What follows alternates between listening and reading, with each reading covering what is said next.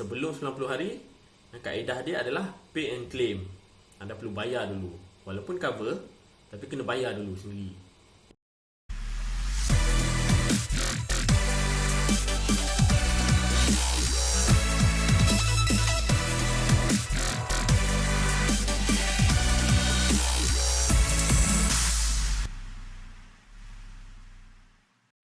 Hari ini, kita akan membincangkan tentang salah satu faktor utama sebelum kita nak ambil atau kita nak sertai pelan takaful keluarga. Faktor ini saya namakan garis masa bakal peserta takaful. Kita ada yang pertama, garis masa sekarang, present time. Yang kedua, sejarah. Dan yang ketiga, masa depan atau saya panggil jangkaan. Jadi kita akan tengok satu persatu. Jadi kita akan tengok garis masa sekarang, present time. Ini adalah anda. Anda nak sertai pelan takaful. Untuk contoh hari ini saya akan beri produk pelan perubatan. Kenapa pelan perubatan? Sebab pelan perubatan antara produk yang boleh saya katakan antara yang paling mahal lah dalam banyak-banyak manfaat takaful keluarga. Kalau anda nak tahu lebih lanjut tentang manfaat asas takaful keluarga, boleh tekan link kat atas sana untuk lihat video saya sebelum ini. Jadi pelan perubatan ni juga, biasanya operator takaful akan menilai permohonan seseorang itu dengan lebih terperinci. Sebab pelan perubatan ni mempunyai claim experience yang lebih tinggi.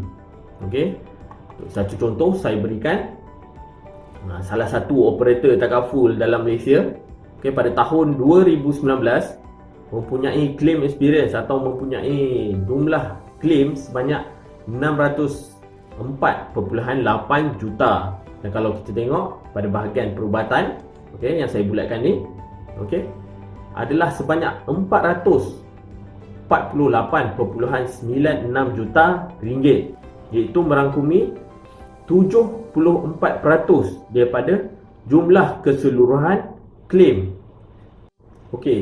Sekarang bila anda nak apply sijil takaful untuk medical card atau apa-apa plan lah takaful, empat maklumat ni akan diperlukan oleh operator takaful untuk menilai risiko dan juga untuk menentukan sumbangan yang anda perlu keluarkan.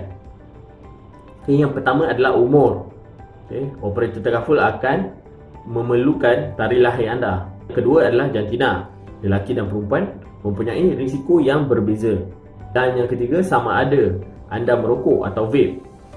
Orang yang merokok ni lebih berisiko lah berbanding orang yang tidak merokok. Dan yang keempat, jenis pekerjaan anda. Dan yang seterusnya adalah sejarah. Sejarah tentang apa? Hanya satu saja yang operator takaful nak tahu, iaitu sejarah kesihatan anda. Sejarah kesihatan anda ini akan ada dua kebarangkalian saja.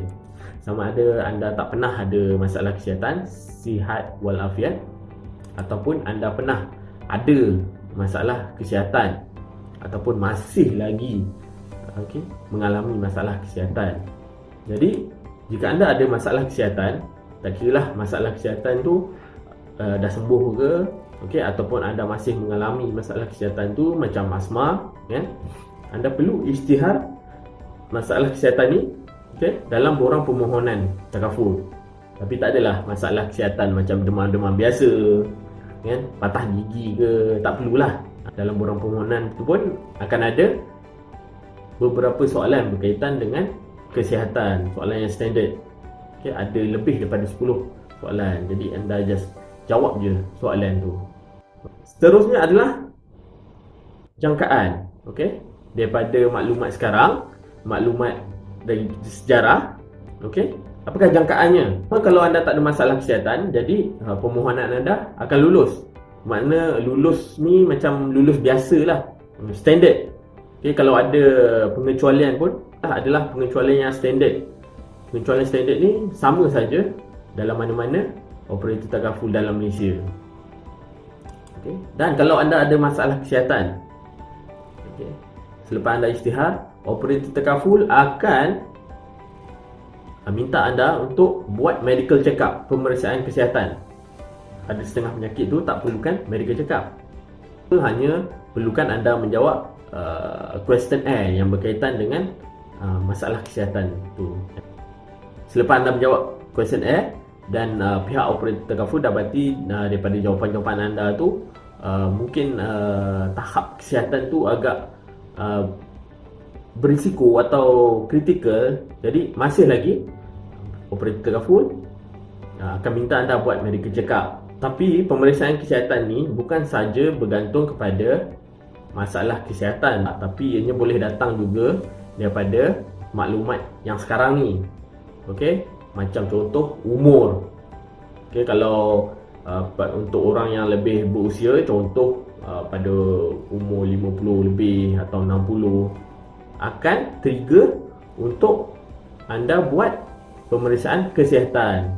Dan yang kedua adalah jenis pekerjaan. Okey, ada beberapa jenis pekerjaan yang memerlukan pemeriksaan kesihatan. Contoh, jika anda bekerja offshore, anda perlu membuat pemeriksaan kesihatan.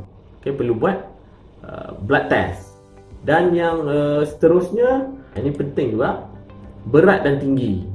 Pihak operator tagaful akan kira body mass index, BMI. Okay, jika BMI anda pada peringkat overweight atau obese ataupun underweight, okay, operator tagaful mungkin akan minta anda buat pemeriksaan kesihatan. Jadi jika dah lepas buat segala requirement ni, okay, dah buat pemeriksaan kesihatan, dah bagi questionnaire, dah buat, jangkaan dia macam mana? Okay, jangkaan dia, okay, yang pertama adalah boleh jadi lulus macam biasa, macam orang yang tak pernah ada masalah kesihatan. Okay, bergantung pada penyakit sebelum ni. Dan yang kedua, jangkaannya adalah lulus juga. Okay, cuma disebabkan ada sejarah kesihatan ataupun mungkin berat dan tinggi tu tak cantik, akan ada kenaikan sumbangan ataupun loading. Ini term yang biasa panggil lah dalam insurans atau tagaful, loading.